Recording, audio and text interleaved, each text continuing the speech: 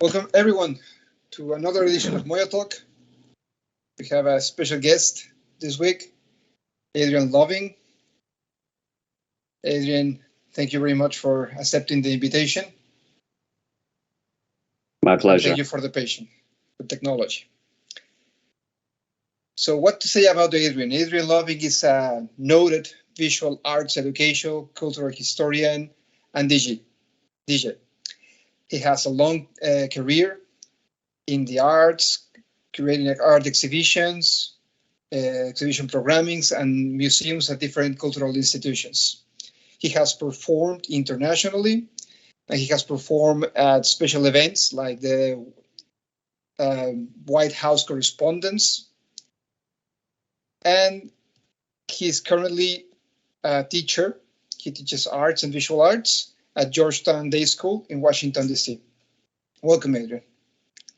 Good morning, everyone. How are you? Fine. So, Adrian, you're such a polymath that it was difficult for me to come up with questions for a short interview. Mm-hmm. So I'll start with the basics. Who is Adrian Loving, and how did you become interested in this plethora of artistic disciplines? Okay. I'll try to keep these answers pretty short and brief. Well, I am a creative. I came out of the womb and I was interested in things that are beautiful. And I think my parents played really good music for me when I was developing. So I have this musical side to me, and I learned how to become a DJ on my own, and I've been collecting records since I was a kid. So that's sort of my musical, connectivity. As far as the arts go, I was always interested in art. Both of my parents were artists, and I went to art school to study graphic design, and I have formal training in museum studies and things like that. So that's my academic background, but my curiosity in creative culture is just sort of ongoing, always looking and interested in having good discussions with people and seeing new things and learning new things. And when did you start working as a DJ? I would say about maybe like 25 years ago. I would say in the 90s. I started collecting records, since I was a kid, but probably collecting more with the intention of like, I'm going to play one day. So I think it was somewhere in the 90s late 90s that I was like, starting to do like bedroom parties and basements and backyards and opening for people. And then I eventually started to get my own gigs and kind of understand the business of DJing. Yeah. And how did you reach from that point, the stage where you are as a performer? I don't know. I guess it depends on where I am, where you think I am. Well, I think if you practice and you do anything long enough and you stay committed to it, you will get to a certain place. I mean, I was never like commercially driven by DJing. I was like, I like music and I want to share music. And so I just went to have gigs and play and do things with my friends. And then my friends liked the music that I played. And so they were like, well, hey, why don't you do a party for me or whatever? And then, you get referrals for other gigs, and then you wind up, you're in bars and lounges and clubs, and then eventually festivals, which is where I've sort of ended up. I mean, I'm not doing like, huge festivals, but I'm doing some pretty good sized festivals. And recently I've been working and doing production. So music production was something that I always wanted to do, but I had all these other commitments and interests that, it's only recently that I've gotten. I mean, if you can see my studio, I've got keyboards, I've got drum machines, I've got synthesizers. I mean, it's a lot of stuff going on over here. And I'm finally at the place where I can just like dive in and just let that be my mode of expression. Right. But you have reached, for example, you were a DJ at the White House Correspondence Dinner. And I wanted to ask, how do you even plan or create a playlist and a performance for the White House Correspondence Dinner? I know it's an informal event, but how do you do it? Well, you don't plan it. Someone, a lot of it is just like networking and follow up. Somebody knows someone and, they're like, hey, would you like to do this thing? And so I was like, of course. Well, send us a proposal. So your proposal is, what you want to do, what kind of music you want to play, how much it's going to cost. And there's other proposals, so I might not have gotten it, but I've done enough corporate events and galas and fancy schmancy stuff, museums, restaurants, all that kind of stuff. So I kind of know how it goes. And it's not exactly a rave. It's just more like, adult friendly, sexy music that's not going to piss anyone off. Okay. Kenny G? I saw that documentary. No, I'm not even playing Kenny G. No, that's a separate conversation. Don't push that button just yet. But yeah, yeah, there's jazz, there's electronic music, there's down tempo, there's some like kind of sexy house. I mean, it's just stretching the boundaries a little bit. You also perform at Michelle's Obama's birthday, right? Yeah.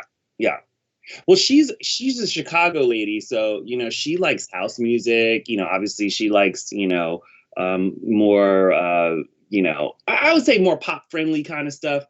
She's got her like, look, women love certain types of music. Okay, I don't care who you are or where you are. If you do enough weddings, if you get the women dancing, you're good.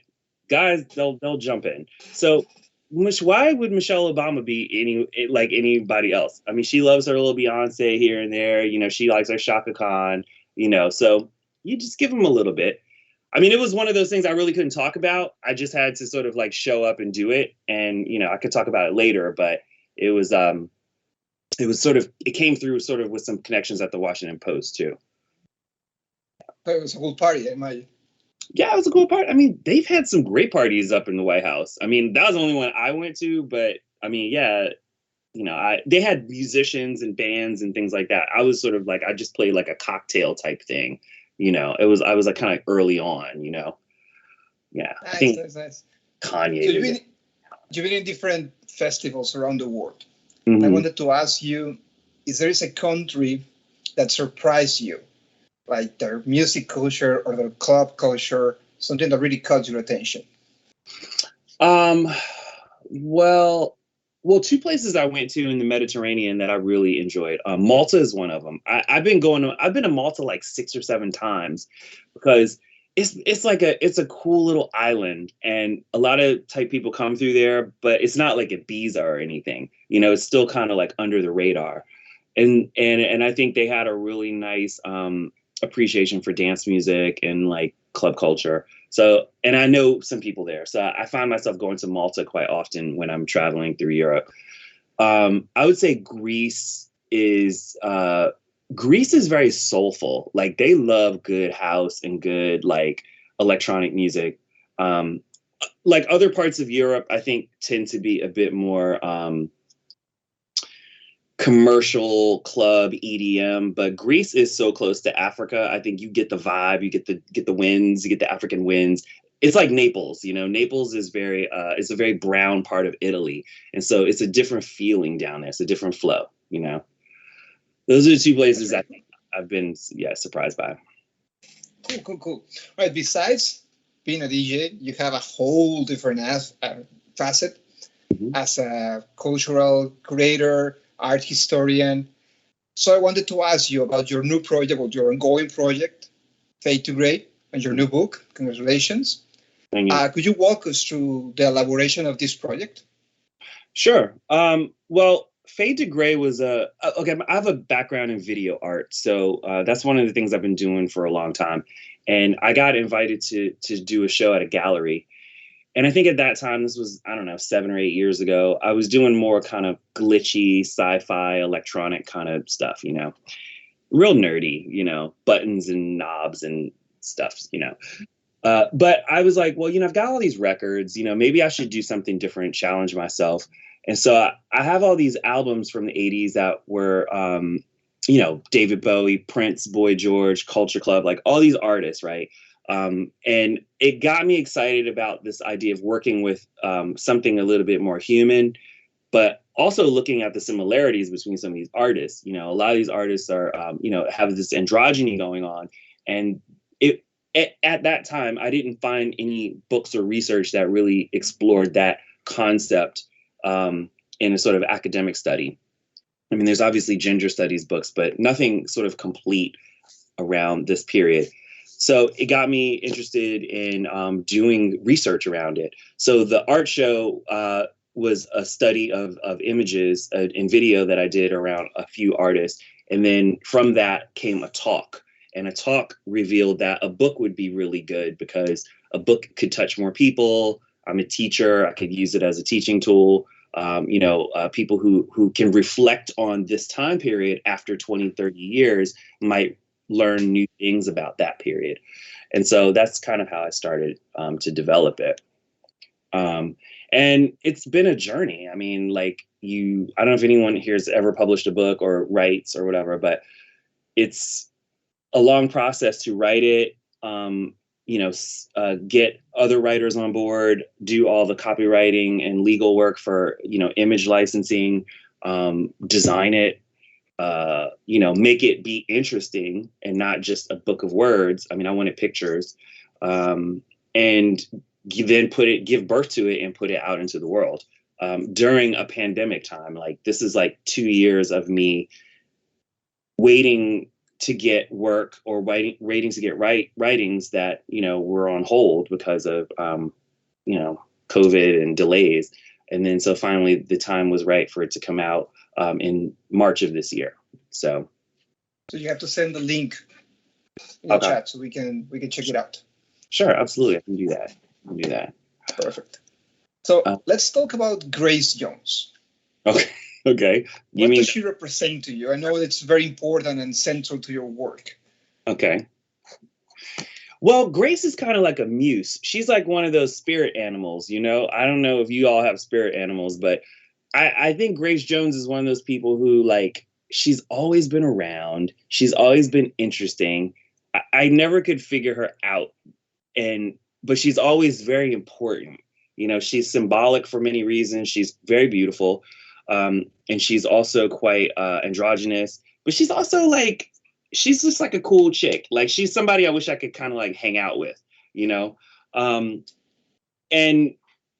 for a long time, I think a lot of people didn't understand her. I think in the past, like 10, 15 years, more popular mainstream eyes have been on Grace Jones.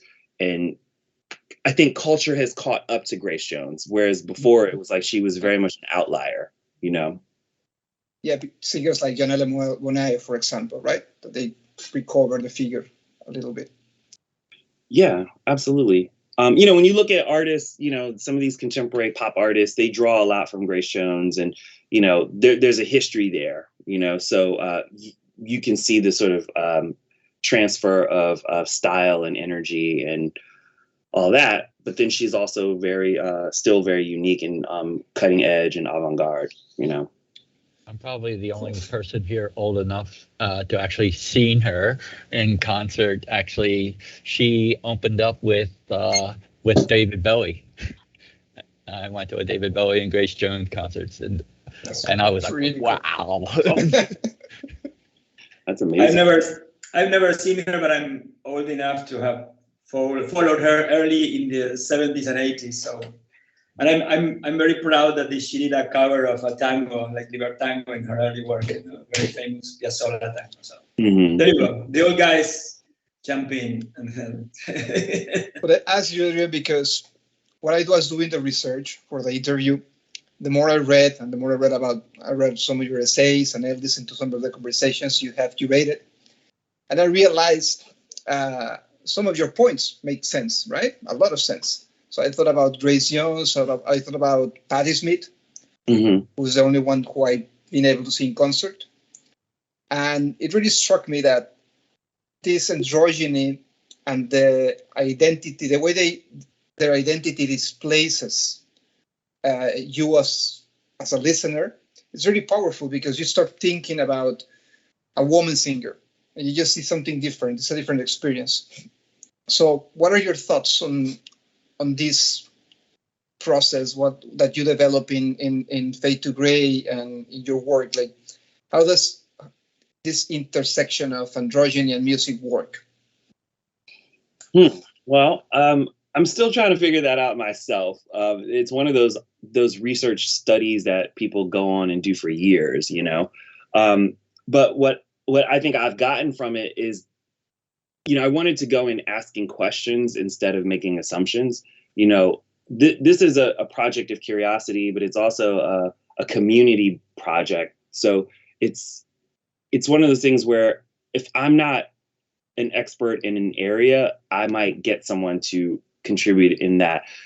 Like there are essays in the book about like punk feminism, or like Prince and why women are attracted to Prince, or there's many things that like I don't think that I'm the best person to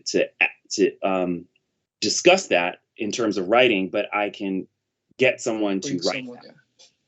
So the questions are out there, and I've actually learned a lot in the process. Just learned things about, like, for example, hair metal, right? I don't know, you guys probably know about these hair metal bands in the 80s and 70s.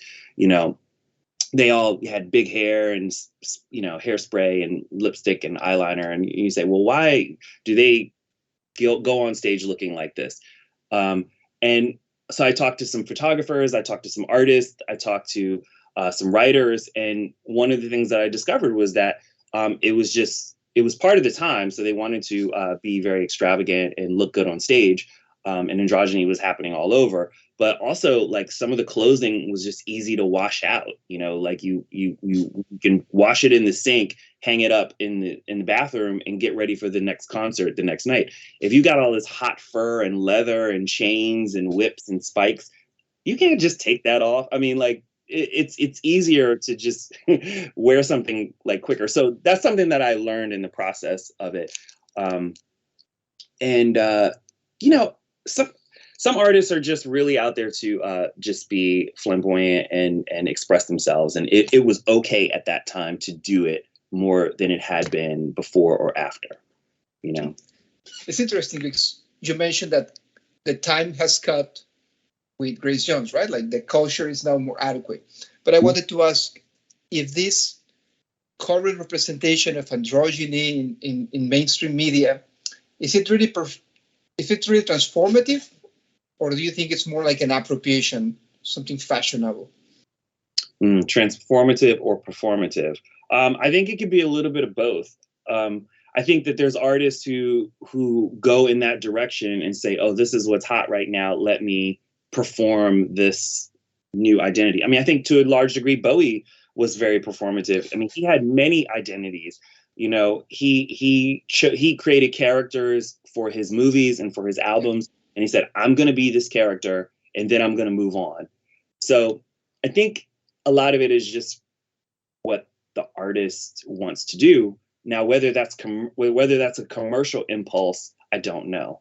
That you have to ask the artist themselves whether they're doing it for the money or they're really believing in this fluidity. What are you listening to? Excuse me? Right now, what artists are you listening to? Well, okay. In the last 48 hours, I'm listening to Alicia Joy, who is a singer out of Melbourne, Australia. She's part of this sort of soul jazz funk scene in Australia. She's super dope. I listen to so much stuff. I'm working with this Togolese artist to do a remix for his new album he's going to put out. So it's not quite Afrobeat, but it's similar to like Malian music, a lot of guitars. It's really beautiful. And I started on this remix and I don't understand Togolese. And I was like, I hope I didn't butcher your lyrics, so he's got to go back and listen to it and make sure like the vocals are right. But the vibe sounds sexy. Like I like what's going on. So I've kind of been into that like recently. That's pretty cool. Yeah. Right. So you also work as a teacher. That's your other facet. And I know you work in college, but now you're currently working at Georgetown Day School in DC. Yes. I went to the website, and it looks an amazing place to learn. It's really cool. And I wanted to ask you, how do you relate to younger students coming from college, teaching? And what surprised you about working with them? Well, I mean, I've taught high school before. I started off teaching high school and then I went to college. And this opportunity came up to teach at this private school. I mean, it's a very expensive private school. I'm not going to, not sit here and lie to you. Like, it's like $45,000 a year to go to this school. So you get all kinds of kids. And not all of them come from rich backgrounds. So teaching art is one of those places where you can kind of normalize the situation and try to get everyone on the same page and try to be as expressive as they can. And some people are into it, and some people, they need work, and then some people don't think art is that important. And so you have to sort of meet everyone where they are and try to just basically all have a good time at the party, if you know what I mean.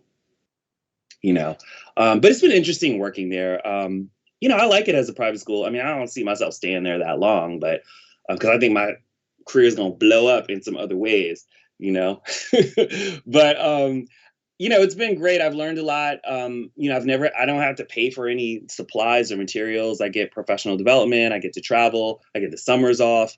I mean, I try to utilize all that the school offers, and then continue to like build my own skills and repertoire, Right. So, before opening the floor for questions, I had a last question for you. What's in store for Adrian Loving? What are your plans for the near future? You have a book tour? Oh wow! Like tomorrow, next week, this year? Let's say the next 3 months. Well, get through the rest of the school year. I'm moving into a new place. And creatively, I want to just rebuild my studio at my new place so I can have a better workflow and I can be more inspired with like a new surroundings. And I'm working on this project. It's a sound art project that I'm working with some pretty big DJs to use them as sound artists and create a compilation album based on this painter who did like all this like abstract expressionism and, quantum physics and stuff. So there's like math and like art and painting and sound and all this stuff together, which is cool. I mean, I can't talk about it right now, but that is what I want to dive into, turning into the new year, is get this compilation done and get it out. Yeah. That sounds cool. Yeah. I want to learn more about it as it develops. Yeah, sure. So I'm going to open the floor now. The staff can ask you questions for the next 10 minutes, perhaps. Adrian, thank you so much for joining us. Hi. It is so exciting to have you. I want to express how talented you are to the entire team because it's really fun to see your work. As professionals that are connected to art, for all of us, I'm a firm believer that you have to always invest in continue to be creative. It's not something that, okay, I already know how to do, in our case, architecture, and I'll just keep it there and I'll continue to do the same. How do you exercise that muscle of creativity? What are you intentional in order to make sure that you are growing professional as an artist? That's a great question. Well, I think, it's all individual. People work differently. People have a different pace. I think personally, I want to put forth some challenges in front of me. I look at what I want to do and I say, can I go bigger in terms of scale or complexity? And so I'm always trying to question, like, is this something that's going to be good for me? And will it help me grow in a certain way? I just, and not like get too concerned with like money or things that are going to be sort of counter forces. I just bought a synthesizer the other day and it's like something that I have to now like really learn a whole new language. And like, I don't consider myself necessarily a musician, but I'm moving into some territory that I'm going to have to learn and like, start doing some training for. And then, just in a broader scale, as an artist, I'm always questioning, like, am I on the right path? Am I doing the right thing?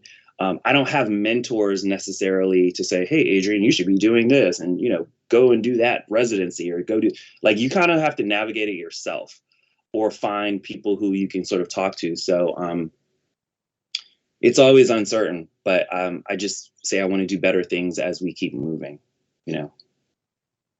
Thanks. Braulio had a question. Thank you. I have one. Sorry. Al, please go ahead. Yes. Yeah. My question is almost kind of as a statement as well. I think what your basis on androgyny and how I always saw it and how I always read, and because I admired and loved David Bowie, but it was a message that we're universally human, and that we're not only male or female, we're actually, what makes us unique from other animals is that we're humans and we can be both. And that's what I kind of always believed about art, and is the one thing that makes us human is, from the beginning of time, it's been art, from the carvings in caves to hieroglyphics and to the beating of a drum. It was the way we communicated to each other as art, as human beings. And that's what I love about what we do is architecture.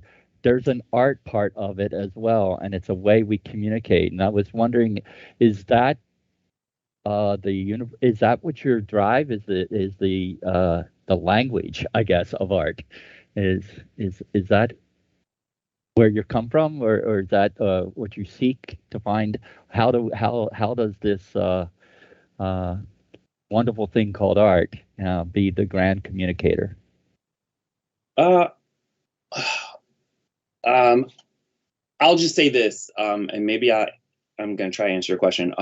I think art is very important to me. I mean, I put it at the forefront of like who I am as a person, and like what my sort of spiritual practice revolves around, which is, creativity. One of the pieces in the book is about Grace Jones and the architecture of the Black body. And I didn't want to talk about Grace Jones in the typical way that most people talk about her, which is about, her ferocity or her music. I wanted to look at her body as a architectural construction, and that's in the title. But what does the Black body symbolize, and what does her body symbolize? And so I talk about how it is used with other artists, how she was in negotiation with her husband Jean-Paul Good and Richard Bernstein to create album covers and be experimental. But then also, how is her body compared to classical sculpture, African sculpture? And what is the sort of physicality of the Black form? And so I'm thinking about architecture and design and formal theories of visual communication as a result to these artists. So the sort of androgynous part of her was sort of secondary to that notion in the beginning. But for the purposes of the study of this book, I wanted to stick to a theme throughout it. And then, so it's not necessarily always about androgyny. It could be about just gender, like boyish women or girlish men or something like that, or role play or gender or, things like that. So I probably didn't answer your question, but that's sort of how art and design fits into this, I guess. Yeah. Raul, you had a question? Yeah, for sure. Hey, Adrian. First of all, thank you for accepting your invitation. It is a great pleasure to have you here. And well, I am a psychologist and a musician, and I like to throw this question around to other artists. And it is, do you think music and the art that we consume that is around us when we are teenagers develop the personality or our personality, or do you think our personality help us find the art that we eventually consume? That's one of those nature versus nurture questions. Yeah.